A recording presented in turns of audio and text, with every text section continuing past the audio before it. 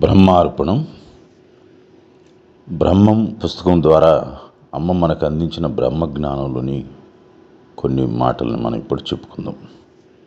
బ్రహ్మం పుస్తకం page number 19లో నుంచి, పరమాత్మ తన సర్వవ్యాపకత్వం వల్లనే దొరకడు, తన సర్వవ్యాపకత్వం వల్లనే దొరుకుతున్నాడు. అంటే జ్ఞాన సాధన చేసిన వాడికి సర్వవ్యాపకుడు కనుక ఉన్నవాడు ఉన్న చోటే వ్యక్తమవుతున్నాడు. అలాగే సాధన లేనివాడికి సర్వవ్యాపకత్వం వల్లే దాగి ఉన్నాడు. ఎందుకంటే అజ్ఞాని అంతటా గుర్తించలేడు, తనలోని వాడినే వాడు గుర్తించలేడు, కేవలం ఆలయాల్లోనే గుర్తించగలడు. అంటే ఆయన అఖండతత్వమే ఆయనకి కవచమయ్యింది. పరమాత్మ ఒక చోట ఉండి మరొక చోట లేనివాడైతే ఏదో ఒక చోట దొరికి తీరుతాడు. కానీ అఖండంగా ఉన్నవాడు ఎలా దొరుకుతాడు? జ్ఞానులకు మాత్రమే అంతరంగాన అనుభవానికి దొరుకుతాడు. అజ్ఞానికి నామరూపాల వెనక దాగి ఉన్నాడు. జ్ఞానంతో ధ్యానం చెయ్యి అని చెప్తున్నారమ్మ. జ్ఞానం లేని ధ్యానం శ్వాస మీద ధ్యాసగును. ఇది ఆరోగ్యాన్ని ఇవ్వచ్చును కానీ ముక్తినివ్వదు. ఎందుకంటే మనకు ఒక లక్ష్యం ఉంటుంది. మన ధ్యేయ వస్తువు బ్రహ్మమై ఉన్నది. ధ్యేయ వస్తువు మీద పెట్టవలసిన దృష్టిని చలించే శ్వాస మీద పెట్టుటేగాక నిశ్చలమైన బ్రహ్మమైన నీవు నీతో ఉండటం లేదు. అన్యంపైన దృష్టిని సారించినట్లు అవుతుంది. కావున అది మోక్షాన్ని ఇవ్వదు. మోక్షానికి ధ్యానం చేస్తే జ్ఞానంతో కూడిన ధ్యానమే చెయ్యాలి. జ్ఞానం వల్ల నీవెవరు, నీవెందుకు ధ్యానిస్తున్నావు, ఆ ధ్యానంలో ఏం చేస్తావు అన్నది నీవు తెలుసుకుని చేస్తున్నావు. అట్టి ధ్యానంలో నీ మనసు ఎట్టి చలనానికి వీలు లేక నిశ్చల స్వరూపంలో కలిసిపోయి ఉండిపోతుంది. అలా క్రమంగా మనసు అన్నది నశించిపోతుంది. బ్రహ్మధ్యానంలో మనసుకు విశ్రాంతి దొరుకుటేగాక ముక్తి కలుగుతుంది. ఆరోగ్యం కోసం చేసే దానిలో లక్ష్యమంతా శ్వాస మీదనే ఉంటుంది. కావున ఇందులో తాత్కాలిక విశ్రాంతే కానీ ముక్తి లేదు. జ్ఞానం ఎట్లు? మొదట మనలో బ్రహ్మం ఉన్నట్టు నమ్మాలి. అనంతరం దాన్ని చేరుటకు కృషి చేయాలి. చేశాక ఆత్మస్థానం చేరుతావు. చేరాక నిలిచే యత్నం చేయాలి. నిలిచాక ఆ స్థిరత్వం నుండి జారకుండా ఉండాలి. అప్పుడే నీ యొక్క ఆత్మ నుండి అనంతాత్మకు ఉన్న ఆధారము, దాని అఖండతత్వం అన్నీ తెలియబడతాయి. నీ బ్రహ్మ స్థిరత్వమే అఖండానికి నిచ్చెనై ఉన్నది. దాన్ని చేరుటకే జ్ఞానం ఉన్నది. బ్రహ్మనిధిని తత్వచింతనతో త్రప్పుకోవాలి. తత్వచింతనతో త్రవ్వగా బ్రహ్మం యొక్క అంతులేని తత్వానికి మార్గం లభిస్తుంది. బ్రహ్మానుభవాలు నిధుల వల్లే లభిస్తుంటాయి. బ్రహ్మం అనంతమైన కనుక అందిస్తూనే ఉంటుంది. కానీ తవ్వేవాడికి అలుపు వస్తుంది. అప్పుడే పరమాత్మ అంతటా అన్నింటా ఉన్నాడని తెలియబడుతుంది. తత్వ విచారణ ఆగిపోతుంది. అంతటా ఉన్నది అనుభవమయ్యేలా ధ్యాన స్థితిని పెంచుకోవాలి. అప్పుడు బ్రహ్మత్వాన్ని మౌనంగా అనుభవించగలుగుతాడు. నీవంటూ వేరుగా లేవు. ఇన్నాళ్ళు నేను బ్రహ్మమును అంటూ స్థితిలో ఎదుగుతూ ఉన్నాం. ఎప్పుడైతే అంతా నీవేగా ఉన్నామో అప్పుడు అఖండ బ్రహ్మం కన్నా వేరుగా లేం. వేరుపడితే ఉన్నది పాత్రలోనే. అయితే అఖండంలో ఐక్యమయ్యే ఉంటావు. చెలిస్తే పాత్రలో పడుతుంటావు. ఇంతకన్నా వేరుగా లేవు.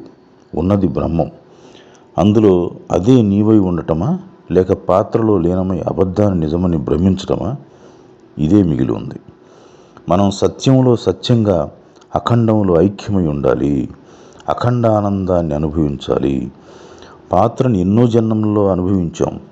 బ్రహ్మాన్ని ఈ జన్మలోనే అనుభవించాం కనుక దీన్ని వీడరాదు.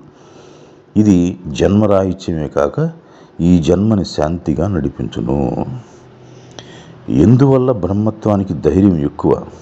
ఎందువల్లంటే దృఢత్వమే బ్రహ్మం లక్షణమై ఉన్నది. ఆత్మస్థితి ఉన్నా, ఆత్మానందం అన్నా, ఆత్మగా జీవించుటయన్నా ఒకటే స్థితి. ఎట్టి బంధాలు లేని స్థితి. బంధం అంటే కామ్యకర్మలు చేసి భవిష్యత్తులో ఫలితాలను ఆశించుట. ప్రతి భావాన్ని బ్రహ్మ మూలంతో ఆలోచించాలి. భావబంధం లేని స్థితి వల్ల భవిష్యత్తులో ఎట్టి రాత ఉండదు. రాత లేనప్పుడు భీతి ఎందుకు? నీవు ఏమైపోతావని భయం. నీవంటూ లేవు కదా. ఉన్నది బ్రహ్మం. వాడు అమరుడే, విధికి అతీతుడు. కావున బ్రహ్మస్వరూపుడు నిర్భయంగా జీవిస్తాడు. బ్రహ్మ విస్తరణ. బ్రహ్మమును అంతర్యంలో ఎవరికి వారు విస్తరింప చేసుకోవాలి. అప్పుడే బాహ్యంలోనూ విస్తరించబడుతుంది. బ్రహ్మమూలంతో కూడిన వాక్కు ద్వారా కూడిన దృష్టి ద్వారా విస్తరణ జరగాలి. కానీ బాహ్యంగా చేయనిది అంతగా విజయవంతం కాదు. నీలో బ్రహ్మత్వం నిండిపోయి తద్వారా నీ సాకారం నుండి ఉప్పెన వలె బయటపడాలి. అంటే బ్రహ్మత్వాన్ని అనుభవించుటే విస్తరించుట. రాతలేని వాడికి భీతి ఎందుకు? విధిరాతని రాసుకుంటే భవిష్యత్తును గురించి చింతించాలి. బ్రహ్మ లక్షణాలతో నిస్సంకల్ప స్థితిలో ఉండువానికి భయం ఎందుకు? మనిషి భయపడేది గతానికి, భవిష్యత్తుకి భయపడతాడు. గతం బ్రహ్మ ఎరుక వల్ల ఉందో లేదో అన్నట్టు వెళ్ళిపోతుంది. ఈ బ్రహ్మధ్యాసలో ఉన్నందువల్ల భవిష్యత్తుకి బాట నిర్మితం కావట్లేదు. కావున ఆత్మస్వరూపుడు రాతలేని వాడయ్యాడు. కావున రాతలేని వాడికి భీతి ఎందుకు? ఉన్నది బ్రహ్మం, లేనిది మాయ. లేనిదాన్ని తలస్తూ, లేనిదాన్ని నమ్ముతూ, లేనిదాని వశంలో, లేనిదాని చేత నడిపించబోటే మాయ అనబడుతుంది. ఉన్న బ్రహ్మమును మరుస్తూ, అంతటా ఉన్నట్టి బ్రహ్మాన్ని నామరూప దృష్టితో మరుగున పడేస్తూ, ఉన్న నిశ్చల స్థితిని లేనిదానికై చెలించి కాలాన్ని వృధా చేస్తూ ఉండుటయే మాయ అనబడుతుంది. ఉన్నదాన్ని ఉన్నట్టు గుర్తించుట, నడుచుకొనుట, మిగిలిపోవుటయే బ్రహ్మము. నిశ్చల మౌనమే బ్రహ్మము. మారని సత్యమే బ్రహ్మము. బ్రహ్మార్పణం. బ్రహ్మార్పణం. అమ్మ మనకి పదే పదే చెబుతూ మనల్ని అప్రమత్తం చేసే విషయం ఏంటంటే, మనం మనస్సు పట్ల జాగ్రత్తగా ఉండాలి. మనస్సు పట్ల మనం చాలా అప్రమత్తంగా ఉండాలి. ఇంకా ఏదో చేసేయాలి, చెప్పేయాలి, ఇంకా ఏదో చదివేయాలి, తెలుసుకోవాలి అనే సంకల్పం మనసుకు సంబంధించింది. ఇటువంటి సంకల్పాలు మనసును మళ్ళీ కార్యంలోకి తీసుకొచ్చేస్తాయి, మనసును యాక్టివేట్ చేస్తాయి. అలా యాక్టివేట్ అయిన మనసును మళ్ళీ డీయాక్టివేట్ చేయడానికి మళ్ళీ కొంత ప్రయత్నం చేయాల్సి వస్తుంది. కాబట్టి వీలైనంత వరకు మనసును మళ్ళీ కార్యరూపంలోకి తీసుకుని రాకుండా ఉండాలి. అంటే మన జ్ఞానానికి సంబంధించిన విషయాలు, మన ఉన్నతికి తోడ్పడే విషయాల గురించి మనం మాట్లాడుకోవచ్చు, చర్చించుకోవచ్చు, ఆలోచించవచ్చు. కానీ ఈ లోకాభిరామాణాలు, లోక వ్యవహారాలు, లోకం పోకడలు, వీటి గురించి అంటే బాహ్య విషయాలకు సంబంధించిన విషయాల్లో ఎక్కువగా మనసును మనం ఎంగేజ్ చేస్తే మరి మనసును మనం పోషించినట్టే అవుతుందని చెప్పి అమ్మ మనకి ఎప్పుడు చెప్తూ ఉంటారు. కాబట్టి మనసును నియంత్రించాలి, మనసుని సేవకుడిగా మార్చేసుకోవాలి మనం. అలా చేయకపోతే అది మన మీద స్వారీ చేస్తుంది, మన వశం చేసుకుంటుంది. మనసు లేని జీవితం గడిపే అభ్యాసమే ఎక్కువగా చేసుకోవాలి అని చెప్తూ ఉంటారమ్మ.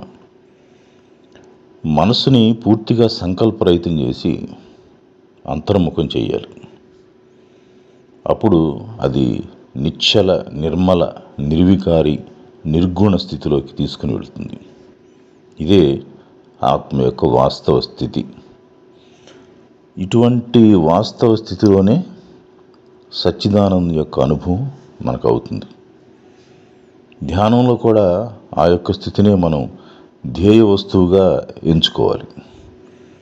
అసలు ధ్యానం యొక్క లక్ష్యం అదే.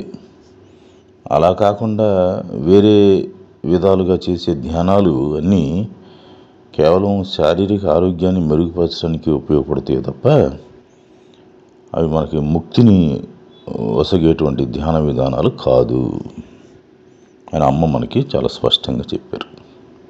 అందుకే ధ్యానంలో ఎప్పుడు సచ్చిదానంద నిర్మల నిశ్చల నిర్గుణ నిర్వికారి స్థితే మనకు ధ్యేయ వస్తువుగా ఉండాలి. బ్రహ్మార్పణం. అమ్మకు సాదర ప్రణామాలు.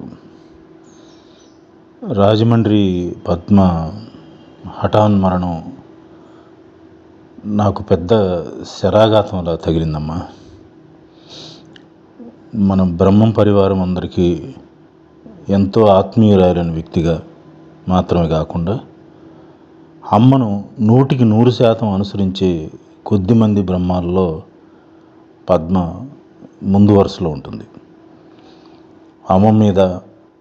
అమ్మ మాట మీద అచంచలమైన విశ్వాసం, అమ్మ చెప్పిన మార్గం, అమ్మ నడిపిస్తున్న పదం తప్ప జీవన్ముక్తిని ప్రసాదించే ఇంక వేరే ఏ మార్గం లేదని చాలా గట్టిగా, బలంగా, అథారిటీతో చెప్తూ ఉండేది పద్మ. మన బ్రహ్మ పరివారంకు సంబంధించిన అన్ని కార్యక్రమాల్లోనూ చాలా చురుగ్గా పాల్గొని అందరికీ తలలో నాలుకలా వ్యవహరించేది.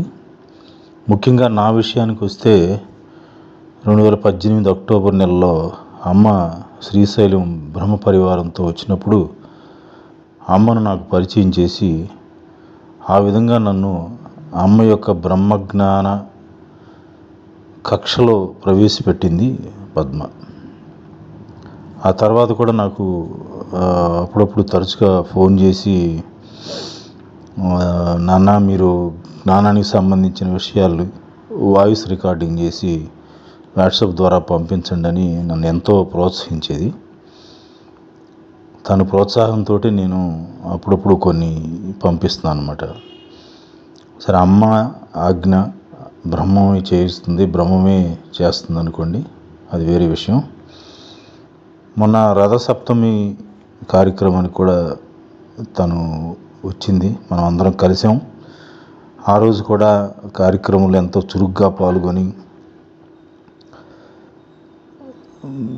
చాలా చురుగ్గా వ్యవహరించి చాలా ఉత్సాహంగా మనందరిని కూడా తను ప్రోత్సహించింది. అమ్మతోటి ఆధ్యాత్మికంగా నన్ను జోడించి నాకు మహోపకారం చేసింది పద్మే అని నేను చెప్పడానికి నేను ఏమాత్రం సంకోచించను. ఆ విధంగా నాకు తన యొక్క స్థితి మీద కానీ తనకున్న జ్ఞానం మీద కానీ ఉన్న అవగాహన ప్రకారం ఆమె ఆత్మకి చాలా ఉన్నతమైనటువంటి సద్గతులు దొరుకుతాయి అని చెప్పి నేను గట్టిగా నమ్ముతున్నాను.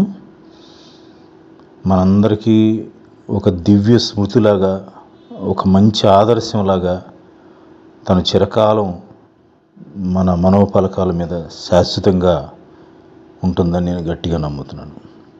ఇంకెంతకంటే ఎక్కువ నేనేం చెప్పలేను.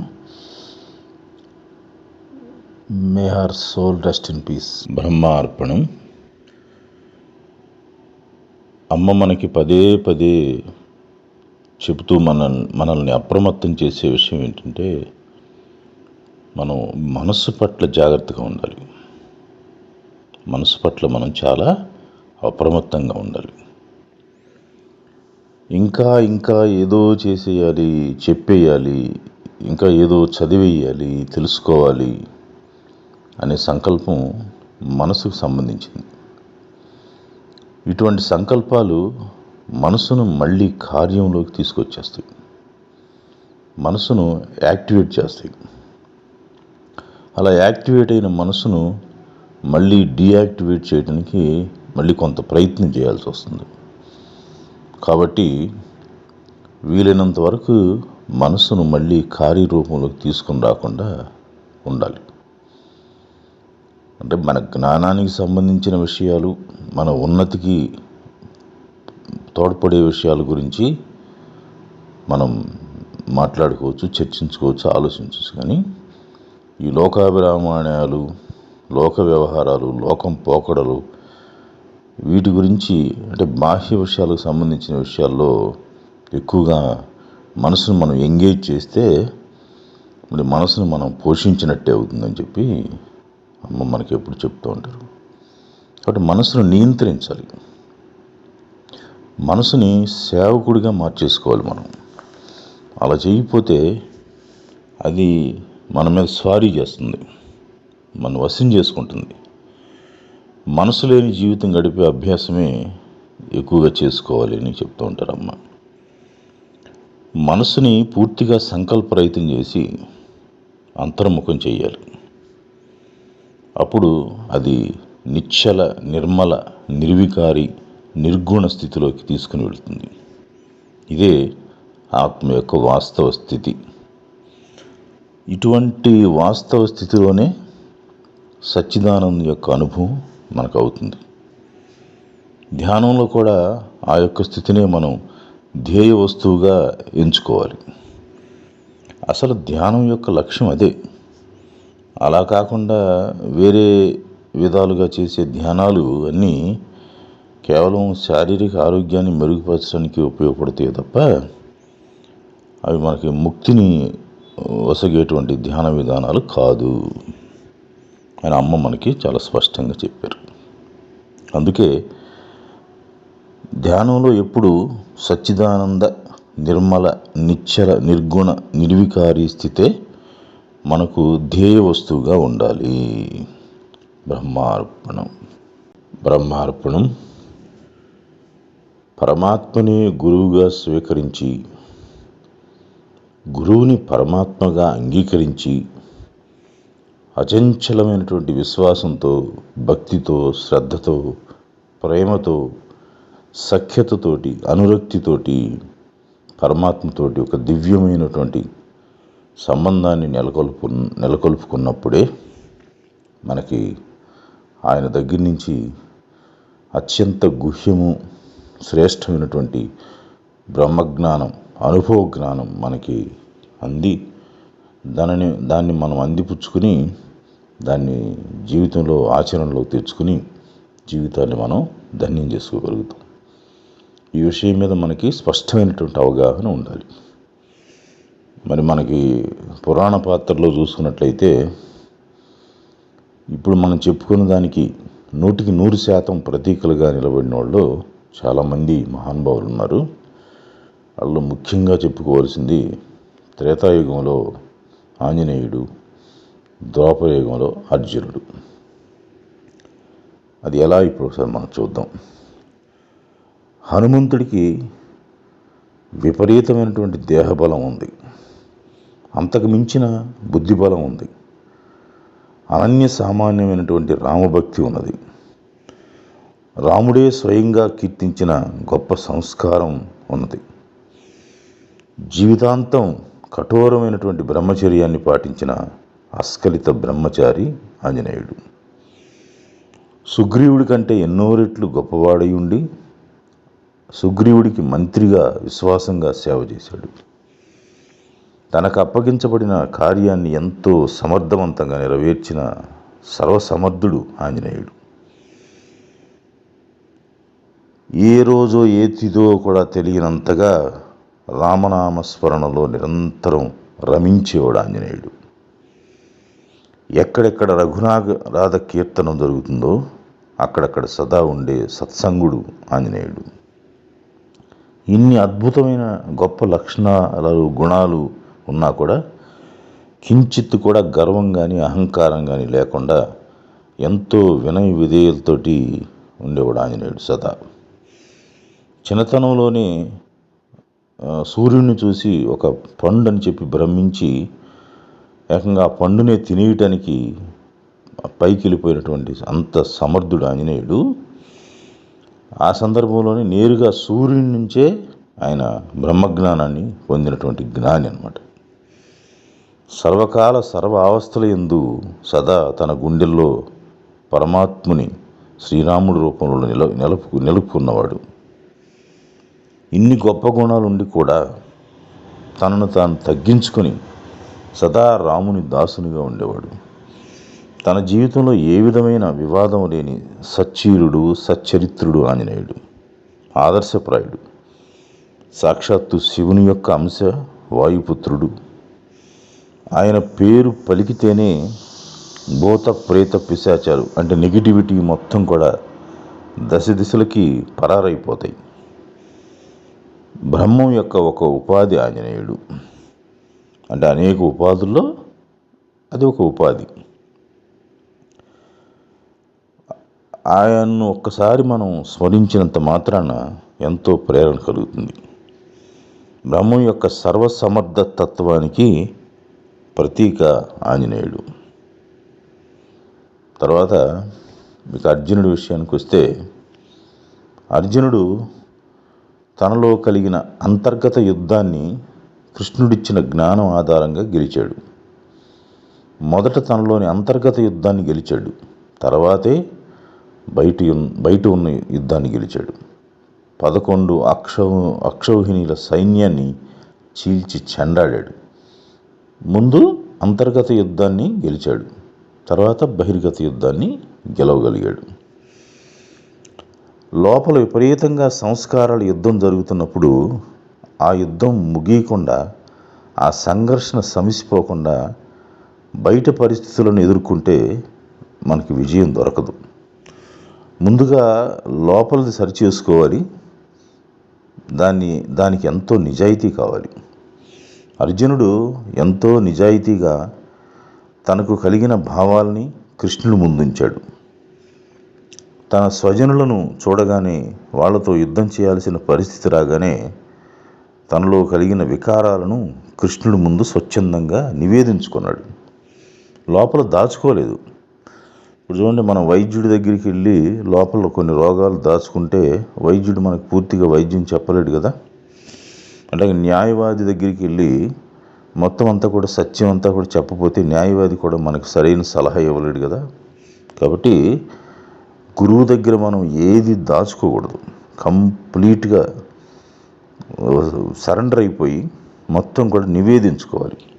అలా నిజాయితీగా తనలోని సంఘర్షణను, తనకు కలిగిన భావాలని యథాతథంగా అర్జునుడు శ్రీకృష్ణుడి ముందు నివేదించాడు.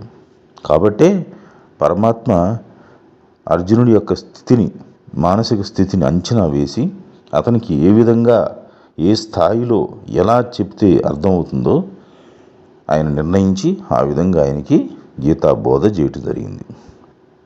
అలాగా తద్వారా ఆయనకి సరైన మార్గదర్శకత్వం దొరికింది.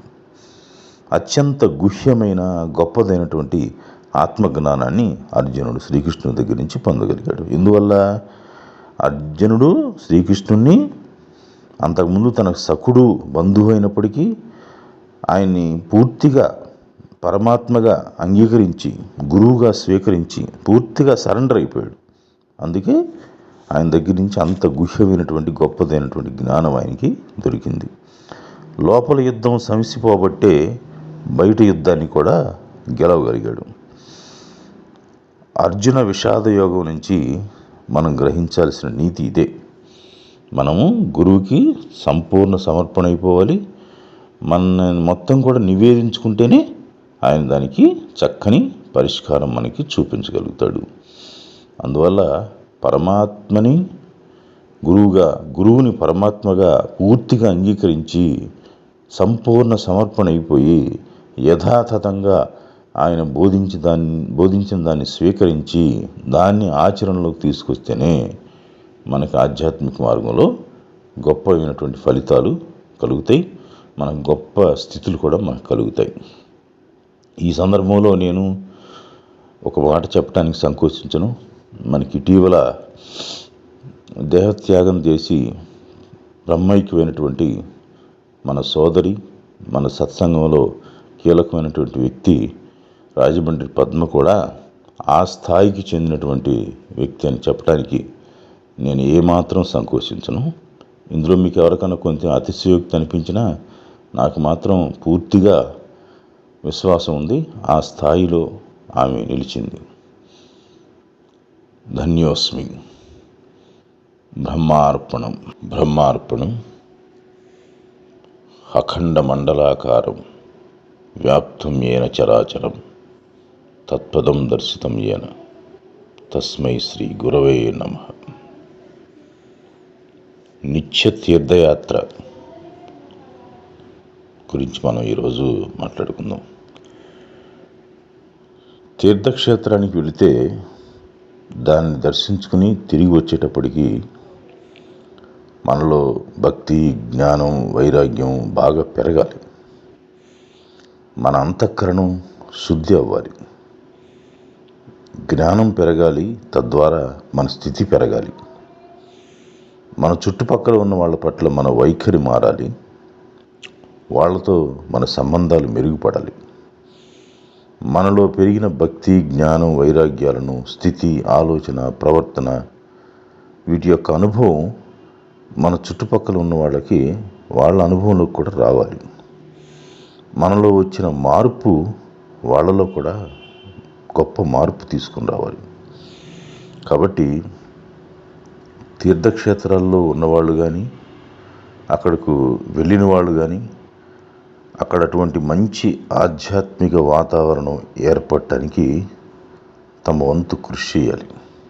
అప్పుడే తీర్థయాత్ర వలన ఉపయోగం ఉంటుంది. అంతేగాని వాళ్ళు ఎవరో బస్సు పెట్టారంట, ఒక 10,000 కడితే ఒక 10 పుణ్యక్షేత్రాలు గిర్రుని తిప్పుకొచ్చేస్తారంట అని చాలామంది వెళ్తూ ఉంటారు. అలా వెళ్ళటం వల్ల పెద్ద ఉపయోగం ఉండదు. ఓపికలుంటే, డబ్బులుంటే వెళ్ళొచ్చు, తప్పులేదు. కానీ దాని పూర్తి ప్రయోజనం పొందాలంటే మనం మంచి స్థితిలో ఉండి, మంచి అవగాహనతో ఉండి, శ్రద్ధతో అటువంటి తీర్థాలకు వెళ్ళాలి. తిరిగి వచ్చాక ఆ క్షేత్రాన్ని మన లోపలే దర్శించుకోవాలి. ఆ క్షేత్రం ఏ ప్రత్యేకతలతో, ఏ విశేషాలతో, ఏ మహత్తుతో ఉన్నదో వాటన్నిటినీ మనలోనే మనం ప్రతిష్ఠించుకోవాలి. లోపల ఉన్న పరమాత్మను రోజు దర్శించుకోవాలి. ఆనక ఆ పరమాత్మ నేనేనని తెలుసుకుని ఆ స్థితిలో ఉండిపోవాలి. ఇదే నిజమైనటువంటి నిత్య తీర్థయాత్ర. ఇది మనం ప్రతిరోజు చేస్తూనే ఉండాలి. మన ఆత్మ అనేటువంటి గంగలో ప్రతిరోజు మనం మునకలు వేస్తూనే ఉండాలి. ఇదే నిజమైనటువంటి పుష్కర స్థానం. ఇదే నిజమైనటువంటి తీర్థయాత్ర. దీనిని మనం ప్రతిరోజు చేస్తూనే, నిరంతరం చేస్తూనే ఉండాలి. బ్రహ్మార్పణం. బ్రహ్మార్పణం. అఖండ మండలాకారం వ్యాప్తం ఏన చరాచరం తత్పదం దర్శితం ఏన తస్మై శ్రీ గురవే నమః. ఇలా మనం ఈ గురుమంత్రాన్ని అనుకోగానే నాకైతే వెంటనే వరుస క్రమంలో జగద్గురు శంకరాచార్యులు, శివానంద స్వామి, విద్యాప్రకాశానందగిరి స్వామి, మలయాళ స్వామి, అమ్మ వెమ్మటే ఒక వరుస క్రమంలో వీళ్ళు స్మృతిలోకి వచ్చేస్తారు నాకు. మనకి ఈ అద్వైత సంపదని, ఈ బ్రహ్మజ్ఞానాన్ని మనకి అందించినటువంటి మహాపురుషులు, దైవ సమానులు, మన సద్గురువులు వీళ్ళంతా. ఇప్పుడు ఇమీడియట్గా మనకి అమ్మ దగ్గర నుంచి ఈ బ్రహ్మజ్ఞానం అందుతున్నది. కాబట్టి అమ్మ మనకిప్పుడు ప్రత్యక్ష గురువు, దైవం. మనిషి మనసుకు బానిస, మనసు మాయకు బానిస, మాయ పరమాత్మకు బానిస. కాబట్టి మాయ తొలగాలంటే పరమాత్మను పట్టుకోవాలి. మాయను తొలగించడం మనసుతోటి అయ్యే పని కాదు. పరమాత్మ ఎంత శక్తివంతుడో ఆయన మాయ కూడా అంతే శక్తివంతమైంది. అయితే మాయ పరమాత్మ యొక్క బానిస కాబట్టి అది ఆయన నియంత్రణలో ఉంటుంది. ఆ మాయకు పరమాత్మే యజమాని. కాబట్టి తన బానిస అయిన మాయను యజమాని అయిన ఆయనే నియంత్రించగలడు. అందుకే మాయ తొలగాలంటే ఆయన్నే మనం శరణు వేడుకోవాలి, ఆయనకు సమర్పణ అవ్వాలి. మనం ఎవరింటికన్నా వెళ్ళామనుకోండి, ఆ ఇంట్లో బాగా బలంగా ఉన్న ఒక కుక్క ఉందనుకోండి, మనల్ని చూసి అది మొరుగుతూ ఉంటుంది. దాన్ని మనం నియంత్రించలేము. అప్పుడు మనం ఏం చేస్తాం? ఆ ఇంటి యజమానిని పిలుస్తాం. అప్పుడు ఆ యజమాని వచ్చి ఆ కుక్కని కమాండ్ చేస్తాడు, ఊరుకో ఊరుకో ఉండని చెప్పి దాన్ని గదమాయిస్తాడు. అప్పుడు అది మనల్ని ఏమి చెయ్యొద్దని దానికి కమాండ్ ఇస్తాడు అనమాట, ఆజ్ఞ ఇస్తాడు. పర్లేదు అదేం చేయదు, మీరేం భయపడకండి అని మనకి ఒక ఆశ్వాసన ఇస్తాడు, మనకు ధైర్యం చెప్తాడు. మనం ఆ ఇంట్లో ఉన్నంతసేపు అది ఆయన నియంత్రణలో ఉండి మనల్ని ఏమీ చేయకుండా ఉంటుంది. తన యజమాని ఆజ్ఞకు కట్టుబడి ఉంటుంది. సరిగ్గా మాయ కూడా అంతే. మనం మాయ యొక్క యజమాని అయిన పరమాత్మను శరణ వేడితే ఆయన సమక్షంలో ఉన్నంత వరకు అది మనల్ని ఏమీ చేయదు, మనం నిశ్చింతగా ఉంటాం. అలా కాకుండా నేరుగా మనమే దానిని నియంత్రించడానికి ప్రయత్నిస్తే అది మన మాట వినదు. అది మన మీదకు దూకి మనకు హాని కలిగించే అవకాశం కూడా ఉంటుంది. కాబట్టి మాయ నుంచి తప్పించుకోవాలంటే మనం పరమాత్మను పిలవాలి మరియు ఆయన సమక్షంలో ఉండాలి. మనం ధ్యానం ద్వారా కానీ, అధ్యయనం ద్వారా కానీ, సత్సంగం ద్వారా కానీ, మనన చింతన ద్వారా కానీ, ఇలా రకరకాలుగా అన్ని మార్గాల ద్వారా నిరంతరం రోజులో ఎంత సమయం ఉంటే అంత సమయం మనం భగవంతునికి దగ్గరగా ఉంటేనే మనం మాయ నుంచి రక్షించబడతాం. ఆయన సమక్షంలో ఉండాలి, ఆయనకి దగ్గరగా నివాసం చేస్తూ ఉండాలి. అది దీన్నే ఉపవాసం అంటారు. యాక్చువల్గా ఉపవాసం అనే దానికి అర్థం ఇదే, ఉపవాసం, భగవంతుడికి దగ్గరగా ఉండటం. అలా ఉన్నప్పుడు మాత్రమే మనం మాయ నుంచి రక్షించబడతాం. మనం ఆయన్ని పిలవాలి, ఆయన సమక్షంలో ఉండాలి. ఇదే మనం మాయ నుంచి రక్షించబడటానికి ఏకైక మార్గం. ఆధ్యాత్మికతలో ఇది చాలా అత్యంత కీలకమైనటువంటి రహస్యం. మనం ఇలా చేయకుండా, ఆయన్ని పిలవకుండా, ఆయన సమక్షంలో ఉండకుండా మనం మాయని జయించడానికి ఇంకా రకరకాల ప్రయత్నాలు చేస్తూ ఉంటే, ఏదో రకరకాల ప్రయత్నాలు చేస్తే మనకి ఎంత మాత్రం అది ఉపయోగపడవు. ఆయన్ని పిలవటం, ఆయనకి పూర్తిగా సమర్పణ అవ్వటం, ఆయన సమక్షంలో ఉండటం, ఇదే మాయను జయించడానికి ఉన్న మార్గం. బ్రహ్మార్పణం. మనసును నియంత్రించాలి, మనసుని సేవకునిగా చేసేసుకోవాలి.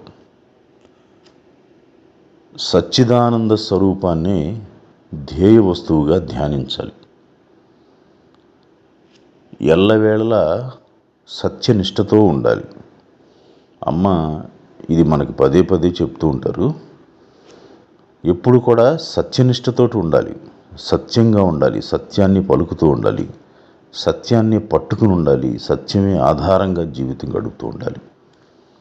అమ్మ రీసెంట్గా చెప్పారు, తను చిన్నప్పటి నుంచి కూడా ఎట్టి పరిస్థితుల్లోనూ కుటుంబంలో కానీ వ్యవహారంలో కానీ తను సత్యాన్ని ఎప్పుడూ వదిలిపెట్టలేదు. కాబట్టే తనకి ఈ జ్ఞానం మీద అంత పట్టు దొరికింది. అలాగే అమ్మ చెప్పే మాటలు ఇతరుల మీద ప్రభావాన్ని చూపించగలిగాయి. దానికి ముఖ్యమైన కారణం అమ్మ చెప్తారు, తను సత్యనిష్టతోటి ఉండటమే, గట్టిగా సత్యాన్ని పట్టుకోవటమే. కాబట్టి సత్యాన్ని పట్టుకుని ఉండటం అనేది చాలా అవసరం. ముఖ్యంగా మనకి భాగవతం చెప్పిన దాని ప్రకారం కూడా చూసుకున్నట్లయితే ధర్మానికి 4 పాదాలు ఉంటాయి. అవి తపస్సు, శౌచము, దయ, సత్యం. కృతయుగం తపస్సు ప్రధానమైనటువంటి యుగం. త్రేతాయుగము శౌచ ప్రధానమైనటువంటి యుగం. ద్వాపరయుగము ధర్మం ప్రధానమైనటువంటి యుగం. కలియుగము సత్య ప్రధానమైనటువంటి యుగం. ఇది భాగవతంలో స్పష్టంగా చెప్పబడింది. ఇప్పుడు మనకి ధర్మం ఒకటే పాదం మీద నడుస్తుందని చెప్తారు. అంటే ఆ తపస్సు, శౌచము, దయ అనేవి అంతరించిపోయినాయి. కాబట్టి ఈ కలియుగంలో సత్యమే ప్రధానమైందనమాట. ఈ కలియుగంలో సత్యాన్ని పట్టుకుని ఉన్నోళ్ళే ధర్మాన్ని కూడా సరిగా ఆచరించగలుగుతారు. జ్ఞానం మీద కూడా వాళ్ళకి పట్టు ఉంటుంది, వాళ్ళ ఉన్నతి జరుగుతూ ఉంటుంది అనమాట. కాబట్టి సత్యం అనేది చాలా ఇంపార్టెంట్. ప్రతి విషయంలో కూడా మన వ్యవహారంలో, మాటలో సత్యం అనేది గట్టిగా ఉండాలి, సత్యనిష్టాగరిష్ఠులై ఉండాలి మనిషి అనేది ఈ కలియుగంలో ముఖ్యంగా అది చాలా ప్రధానమైందని చెప్తూ ఉంటారు. తర్వాత ధర్మాన్ని పాటించడం అవసరమే, కానీ కేవలం ధర్మం మోక్షాన్ని ఇవ్వదు. ఇప్పుడు చూడండి, మనం మనిషి ధర్మంగా ఉన్నంత మాత్రాన ధర్మంగా ఉండటం అవసరమే, కానీ ఏ విధమైన జ్ఞానం లేకుండా, జ్ఞానం యొక్క మనన చింతన లేకుండా, సాధన లేకుండా కేవలం ధర్మంగానే ఉన్నాం అంటే రాముడు మంచి బాలుడిలాగా ఉంటే మన ఉన్నతి ఆటోమేటిక్గా దానంతగా అది జరగదండి. ధర్మంగా ఉండాలి, దాంతోపాటు జ్ఞానం యొక్క మనన చింతన, సాధన, స్మరణ ఇవన్నీ కూడా తప్పకుండా జరుగుతూ ఉండాలి. అప్పుడే మనకి ఆధ్యాత్మికంగా ఉన్నతి అనేది జరుగుతూ ఉంటుంది. అంతా భగవదేచ్ఛ అని గట్టిగా నమ్మాలి. ఇప్పుడు చూడండి, ఏది జరుగుతున్నా సరే ప్రతిదీ భగవదేచ్ఛ, ప్రతిదీ కూడా భగవంతుడి యొక్క సంకల్పం వల్లే జరుగుతున్నది. బ్రహ్మమే అంతా చేయించుకుంటున్నది, బ్రహ్మమే అంతా తలుస్తున్నది, బ్రహ్మమే అంతా జరిపించుకుంటున్నది అనేటువంటి గట్టి నమ్మకంతో ఉండాలి. ఫలాలను భగవదర్పితం చేయాలి. మనం చేసే కర్మల యొక్క ఫలాల్ని భగవదర్పితం చేయాలి. మనం దాని మీద ప్రతిఫలం గురించి ఆశించకుండా ఉండాలి. ఇది అన్ని శాస్త్రాలు చెప్పినటువంటి సారం కూడా ఇదే. కర్మల్ని ప్రతిఫలాపేక్ష లేకుండా భగవదర్పితం చేసి చెయ్యాలి అని మనకి స్పష్టంగా చెప్పడం జరిగింది. ఇనప సంఖ్యలు తెంచుకుని బంగారపు సంఖ్యలు వేసుకోకూడదు. ఇప్పుడు మనం కొన్ని ఇనప సంఖ్యలను తెంచుకుంటాం, కొన్ని రకరకాల బాధ్యతలని, బరువులని అని తెంచుకుంటాం, కానీ కొన్ని బంగారపు సంఖ్యలు వేసుకుంటాం. ఏదంటే ఒకటి ఏదన్నా ఈ వ్యక్తులతోటి, ఈ సంఘటనలతోటి ఇలా ఉంటేనే మాకు మా సాధన జరుగుతుంది, ఈ సాధనాలు ఉంటేనే మన సాధన జరుగుతుంది అని చెప్పి కొత్త కొత్త బంగారపు సంఖ్యలు వేసుకుంటూ ఉంటాం మనం. ఈ సంఖ్యలు ఏదైనా సంఖ్యలే కదండి. సంఖ్యలు అంటే బానిసత్వంలో ఉండటమే కదా. అది ఇనప సంఖ్యలైనా కావచ్చు, బంగారపు సంఖ్యలైనా కావచ్చు. సంఖ్యలు అనేది సంఖ్యలే. కాబట్టి ఏ విధమైన సంఖ్యలు మనం వేసుకుని ఉండకూడదు. నీకు అత్యంత దగ్గరైన వస్తువే ఆత్మ, అది ఎక్కడో లేదు. ఈ ప్రపంచంలో మనం ఆత్మ గురించే వెతుకుతూ ఉంటాం. మొత్తం ప్రపంచం అంతా వెతుకుతూ ఉంటాం, శాస్త్రాలన్నింటిలో వెతుకుతాం, ఎక్కడెక్కడో వెతుకుతాం, కానీ మనకు అత్యంత దగ్గరైనటువంటి వస్తువు ఆత్మే. మన రెండు కళ్ళ మధ్య, బ్రుకుటి మధ్య, అంటే ఒక అంగుళం కూడా దూరం లేకుండా అత్యంత సమీపంలో ఉన్నది ఆత్మ. ఆ విషయం మనం తెలుసుకోవాలి. మనలో ఉన్న ఆత్మనే మనము ధ్యానిస్తూ ఉండాలి. నిన్ను నువ్వు సరి చేసుకోవటమే నీ విధి, ఇతరులను సరిచేయడం నీ విధి కాదు.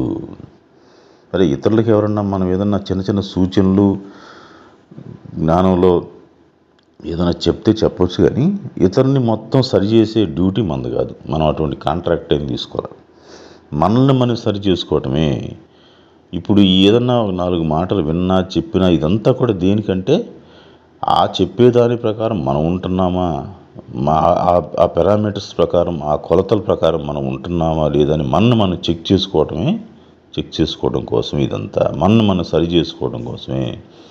ఎప్పటికప్పుడు మనల్ని సరి చేసుకుంటూ వెళ్తూ ఉండాలి, కానీ ఇతరులని సరిచేసేటువంటి పని మనది కాదు. మనం నమ్మిన దాని యందు నిష్ఠ ఉండటమే ఆధ్యాత్మికం. మనం నమ్మిన సత్యం మీద గట్టి నిష్ఠ ఉండటమే ఆధ్యాత్మికం అని అమ్మ చెప్తూ ఉంటారు తరచూ. దేన్నైనా ఎప్పుడైనా వదిలేసే స్వేచ్ఛ నీకు ఉండాలి. మనము ఏది వదిలిపెట్టాలంటే అది, దేన్నైనా ఎప్పుడైనా సరే ఇది నా ఆధ్యాత్మిక చింతనకి, సాధనకి అవరోధం అవుతుంది, దీన్ని నేను వదిలేయాలి అనుకున్న దాన్ని ఎప్పుడైనా సరే ఇమ్మీడియట్గా వదిలేసే స్వేచ్ఛ నీకు ఉండాలి. అటువంటి స్వేచ్ఛ ఉన్నవాడే నిజమైన స్వేచ్ఛాజీవి. దేహ సంబంధికులతో ఉన్న అటాచ్మెంట్ని త్యాగం అని పొరపాటు పడకూడదు. ఇప్పుడు మనం దేహ సంబంధికులతో కొన్ని బంధాలు పెట్టుకుంటాం, ఏదో త్యాగం చేసేసి వాళ్ళ కోసం ఇది చేస్తాం, అది చేస్తాం అనుకుంటాం. అది మనం పెట్టుకున్న బంధమే తప్ప అది నిజంగా త్యాగం కాదు. అసలు నిజమైన త్యాగం అంటే అమ్మ చెప్తూ ఉంటారు, నీ స్థితిలో నువ్వు ఉండటమే, నీ స్వస్వరూపంలో నువ్వు ఉండటమే నిజమైన త్యాగం. అంతేగాని బంధాలు ఎవరి కోసం ఏదో త్యాగం చేసేసాం అనుకోవటం త్యాగం కాదు. మత ధర్మాన్ని మాత్రమే కాదు, ఆత్మధర్మాన్ని కూడా పాటించాలి. ఇప్పుడు చూడండి, సమాజంలో చాలామంది మత ధర్మాన్ని పాటిస్తూ ఉంటారు. సరే, మేము ఇది చేసాం, ఈ నియమం పాటించాం, లేకపోతే ఇట్లా ఉన్నాం, ఈ వేషధారణ ఇవన్నీ పాటిస్తూ ఉంటారు. ఈ పర్వదినాలు ఇట్లా జరుపుకున్నాం, ఇది చేసాం అని చెప్పి. కానీ ఆత్మధర్మాన్ని పాటించరు. మరి ఉపయోగం ఏముందండి? ఆత్మ యొక్క స్వధర్మాన్ని పాటించకుండా మత ధర్మాలను కేవలం యాంత్రికంగా మత ధర్మాలను మాత్రమే పాటిస్తూ వెళ్తే ఉపయోగం ఏముంటుంది? మన ఉన్నతి ఎక్కడ జరుగుతుంది? తెలిసి తప్పు చేయటాన్ని ప్రజ్ఞాపరాధం అంటారు. మనం తెలిసి మాత్రం ఎటువంటి తప్పులు చేయకూడదు. జ్ఞానం ఉండి తెలిసి తప్పులు చేస్తే దాన్ని ప్రజ్ఞాపరాధం అంటారనమాట. అంటే ప్రజ్ఞ ఉండి కూడా అపరాధం చేయటం, అది సరికాదు. మనం తెలిసి ఎప్పుడు కూడా తప్పులు చేయకూడదు. పుణ్యమే భగవంతుడి వైపు నడిపిస్తుంది, పాపం భగవంతుడి నుంచి దూరం చేస్తుంది. మనం చేసుకునేటువంటి పుణ్యకర్మలే మనలో భగవంతుడి పట్ల ఆసక్తిని కలిగించి ఆయన వైపు ప్రయాణం చేపిస్తాయి. మనం చేసుకున్న పాపకర్మలే మనల్ని భగవంతుడి నుంచి దూరంగా తీసుకెళ్ళిపోతూ ఉంటాయి. పట్టు చీరలు పెట్టిలో పెట్టుకుని ముతక చీరలు కట్టడం వైరాగ్యం కాదు. అంటే ఇది మనం తప్పుగా అర్థం చేసుకోకూడదు. వైభవాల మీద అసలు ఆసక్తే ఉండకూడదు. వైభవాలు ఉంచుకుని మళ్ళీ మనం ఏదో నిరాడంబరంగా ఉన్నాము, చాలా సాధారణంగా ఉన్నాము అనేటువంటి ప్రయత్నాలు చేస్తూ ఉంటారు కొంతమంది. అట్లా ఎందుకు? మనం సత్యం పైన చెప్పుకున్నట్టుగా సత్యంగా ఉండాలి కదా. కాబట్టి ఆడంబరాలు లేకుండా ఉండటమే నిజమైనటువంటి సింప్లిసిటీ అన్నమాట. నువ్వు లోపల ఒకటి బయట ఒకటిగా ఉన్నప్పుడే సంఘర్షణ వస్తుంది. ఇప్పుడు మనం లోపల ఆలోచించే విధానం ఒకటి, మన తాలూకు మానసిక స్థితి ఒకటి, కానీ బయటికి మనం చెప్పేది ఇంకొకటి అయినప్పుడు విపరీతమైనటువంటి సంఘర్షణ వస్తుంది. ఆ రెండింటిని బ్యాలెన్స్ చేయలేక విపరీతమైన సంఘర్షణ వస్తూ ఉంటుంది. ఆ సంఘర్షణే మనకి దుఃఖానికి హేతు అవుతుంది. కాబట్టి అట్లా ఉండకుండా ఉండాలి. అమ్మ ఎప్పుడు ఈ మాట చెప్తూ ఉంటారు, లోపల ఒకటి బయట ఒకటి వద్దు. లోపల ఏది ఉంటే అదే బయటికి వ్యక్తం కావాలి. లోపల ఉన్నదాన్ని ఒకవేళ సరి చేసుకోవాలంటే సరి చేసుకోవాలి. ఎప్పటికప్పుడు రోజు పరిశీలించుకుంటూ మనం సరి చేసుకుంటూ ఉండాలి. సరి చేసుకుని లోపల బయట రెండు ఒకటే ఉన్నప్పుడే మనము దుఃఖం లేకుండా ఉండగలుగుతాం, మళ్ళీ సంఘర్షణ లేకుండా ఉండగలుగుతాం అని చెప్పి. హృదయ స్థిరత్వమే మనోనాశనం. మన మనసుని నిర్వీర్యం చేయాలి, మనసుని తగ్గించేయాలి, మనసుని శూన్యం చేసేయాలనుకున్నప్పుడు అట్లా చేయటానికి సాధనం ఏంటి? మన హృదయంలో స్థిరత్వం ఉన్నప్పుడే మనసు యొక్క నాశనం జరుగుతుంది. బ్రహ్మస్వరూప ధ్యానమే జన్మరాహిత్యం. మనకి ఎప్పుడు ఈ మాట చెప్తూ ఉంటారు. మన బ్రహ్మస్వరూపాన్ని సదా ధ్యానం చేస్తూ ఉండటమే జన్మరాహిత్యం. అలా చేస్తూ సాధన చేస్తూ ఉంటేనే కదా, శరీరం వదిలిపెట్టేటప్పటికి మనకు ఆ స్థితి ఉంటేనే జన్మరాహిత్యం అనేది సాధ్యమవుతుంది. దేహమే దేవాలయం, అందున్న జీవుడే సనాతన దైవం. మన శరీరమే ఒక దేవాలయం, అందులో నివసిస్తున్నటువంటి జీవుడే సనాతన దైవం. కాబట్టి మనం బయట దైవాన్ని సాకారంలో ఇంకా ఆకారాల్లో చూసినా మళ్ళీ వెంటనే మనం లోపలికి తిరిగి లోపల ఉన్నటువంటి మన సనాతన దైవాన్ని మనం ఎప్పుడు చూసుకుంటూ ఉండాలి. పరమాత్మ గొప్ప నటుడు. ఆయన అవతారాలన్నీ ఆయన వేసిన వేషాలు. ఇప్పుడు చూడండి, పరమాత్మ యొక్క ఉపాధులే ఇవన్నీ. అవతారాలన్నీ కూడా ఆయన తీసుకున్నటువంటి వేరు ఉపాధులు. ఆయా సమయానికి, ఆయా కాలానికి, ఆయా అవసరాలను బట్టి ధర్మస్థాపన కోసం పరమాత్మ ఆ విధంగా అవతారాలు తీసుకోవాల్సి వచ్చింది. కాబట్టి అవన్నీ ఆయన ధరించినటువంటి వేషాలు. ఆయన ఉన్నది ఒక్కడే. ఎన్నో వేషాలు వేసినప్పటికీ నటుడు ఒక్కడే అయినట్టుగా ఇన్ని అవతారాలు ఎత్తినప్పుడు కూడా పరమాత్మ ఒక్కడే. నువ్వున్న చోటు విలువ తెలిస్తే దాని మీద నీకు శ్రద్ధ పెరుగుతుంది. నువ్వు ఎక్కడుంటున్నావో, ఏ క్షేత్రంలో ఉంటున్నావో ఆ క్షేత్రం యొక్క మహత్తు ఏంటి, దాని విలువేంటి, ఆ స్థానం యొక్క విలువేంటి తెలిస్తే ఆ స్థానం మీద వాస్తక్షేత్రం మీద ఉన్నటువంటి విలువ పెరుగుతుంది నీకు. సత్వగుణం పెరిగితేనే భగవంతుడికి దగ్గర అవుతాం. మనలో సత్వగుణం పెరుగుతూ వెళ్తేనే మనం భగవంతుడికి దగ్గర అవుతాం. సాత్వికత్వం పరాకాష్ఠకు చేరుకున్నప్పుడే భగవంతుడిని మనం యథార్థ స్థితిలో తెలుసుకోగలుగుతాం, ధ్యానం చేయగలుగుతాం. జీవితాన్ని సాధనలో సఫలం చేసుకోకపోవటం కూడా ఒక రకంగా పాపమే. ఇప్పుడు చూడండి, జీవితాన్ని సఫలం చేసుకోకపోవటం, మనకి జ్ఞానం తెలిసి అన్ని అవకాశాలు ఉండి మనం సాధన చేసి మనం సరి చేసుకునే అవకాశాలు ఉండి జీవిత సాఫల్య మార్గంలో మనం నడవకుండా ఉంటే, అట్లా ఉండటం కూడా అంటే తెలిసి కూడా అవకాశం ఉండి కూడా చెయ్యిపోవటం అనేది కూడా ఒక రకంగా పాపం కిందే వస్తుంది అని చెప్తారనమాట. నిరాకార నిర్గుణ పరబ్రహ్మ స్వరూపాన్ని సదా ధ్యానించాలి. మనకి ధ్యేయ వస్తువు అంటే ధ్యానం చేయడానికి ఒక ధ్యేయ వస్తువు ఉండాలి, ఒక లక్ష్యం ఉండాలి. ఆ లక్ష్యము, ఆ ధ్యేయ వస్తువు ఏమై ఉండాలి? నిరాకార నిర్గుణ పరబ్రహ్మ స్వరూపమే అయి ఉండాలి. సదా మనము నిరాకార నిర్గుణ పరబ్రహ్మ స్వరూపాన్ని ధ్యానిస్తూ ఉండాలి. అదే నిజమైనటువంటి ధ్యానము. అది తప్ప మిగతా ధ్యానాలన్నీ, ఈ ప్రపంచంలో రకరకాల ధ్యానాలు చెప్తారు, ఆ ధ్యానాలన్నీ కూడా మీకు శారీరక ఆరోగ్యాన్ని కలిగించడానికి ఉపయోగపడతాయేమో తప్ప మీ ఉన్నతికి, మీ యొక్క నిజమైనటువంటి స్వస్వరూప స్థితికి వెళ్ళటానికి అవి సహకరించవు. కాబట్టి మనం సదా మన ధ్యేయ వస్తువుగా ఏమని పెట్టుకోవాలి? నిరాకార నిర్గుణ పరబ్రహ్మ స్వరూపాన్ని మన ధ్యేయ వస్తువుగా పెట్టుకుని సదా మనం ధ్యానిస్తూ ఉండాలి. అట్లా రోజు కనీసం ఒక గంట, అరగంట నిరాకార నిర్గుణ పరబ్రహ్మ స్వరూపాన్ని ధ్యేయ వస్తువుగా పెట్టుకుని ధ్యానం చేయటం వల్లే మనకి మంచి స్థితి, మంచి అనుభవం కలుగుతాయి. ఈ విధంగా మనం అమ్మ చెప్పిన మహావాక్యాలని రోజు మననం చేసుకుంటూ ఆ ప్రకారంగా ధ్యానం చేస్తూ ఉంటేనే మనకి ఉన్నతి జరుగుతూ ఉంటుంది. బ్రహ్మార్పణం. ఏమి సాధించడం అన్నది ముఖ్యం కాదు, ఎలా సాధించాలి. సర్వం బ్రహ్మమయం అనగా మనం అనుసరించిన మార్గం జగత్ ధర్మబద్ధము, శివమయం, శాస్త్ర సమ్మతమై ఉండాలి సర్వం. అంతేగాని నారాయణమయం కేవలం విజయం సాధించడం మాత్రమే ముఖ్యం. ఒకటే ఉన్నది, ఒక్కటే భగవంతుడికి శరణాగతి చేసి ఉన్నది. మన ప్రయత్నం మనం త్రికరణ శుద్ధిగా చేయాలి. త్రిగుణాలను, ద్వంద్వాలను సమానంగా చూసేవాడే జీవంలో కనబడతాడు. మనసు లేని జీవుడే దేవుడు. విద్యా ప్రకాశానందగిరి స్వామి ఒక ఈక్వేషన్ అనగా సమీకరణ చెప్పారు.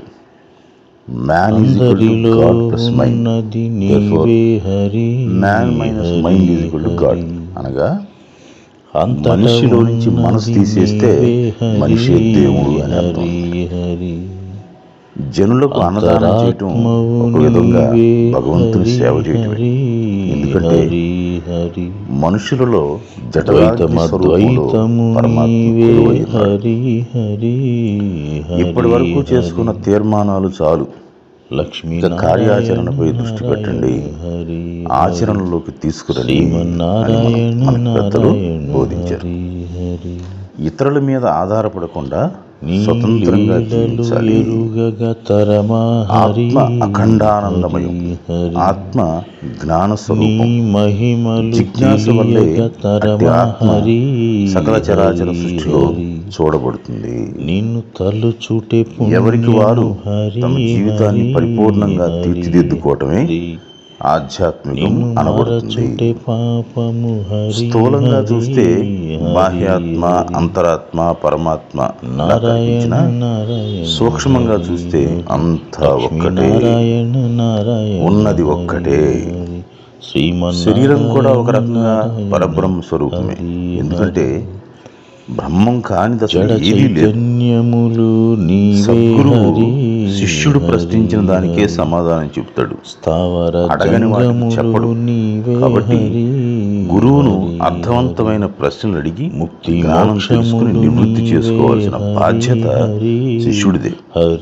అన్నీ తెలిసినట్టు నటించకూడదు, అడిగి తెలుసుకోవాలి. జాగృత, స్వప్న, సుషుప్త అవస్థలకు అవతల ఉన్నదే ఆత్మ. కానీ ఈ అవస్థలకు మూలం కూడా ఆధారం కూడా ఆత్మయే. సాధకులు కఫాన్ని పెంచే ఆహారం తినకుండా ఉండటం మంచిది. అడుసు తొక్కడం, బురద కడుక్కోవడంలో అర్థం లేదు కదా. జంతు సంబంధమైన ఆహారాలను బాగా తగ్గించి వేయటం మంచిది. మనం తీసుకునే ఆహారం సగభాగం శరీరంగాను సగభాగం మనసుగాను మారుతుంది. కాబట్టి సాత్విక ఆహారం తీసుకోవడం మంచిది. మితంగా, హితంగా, సకాలంలో ఆహారం తీసుకోవాలి.